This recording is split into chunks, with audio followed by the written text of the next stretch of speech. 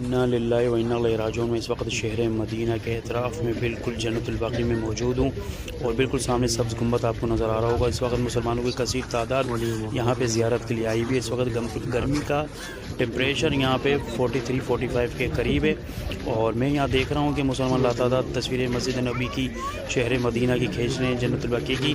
لیکن میں یہ ایک سوال یہ کرنا چاہتا ہوں، کیا آپ لوگ اپنے وطن میں جا کے جنت البقیع کے بارے میں لوگوں کو بتاتے ہیں یا نہیں بتاتے، یا خود ایک اعلی سعود سے سوال کرنا چاہیے یا نہیں کہ امت مسلمہ نہ جانے کیوں خاموش ہے؟ اس جنت البقیع کو مسمار کیا گیا تھا 8 شوال کو، لیکن بہرحال مجھے نہیں معلوم کہ اس امت مسلمہ کی خاموشی کے پیچھے کیا راز پوشیدہ ہے۔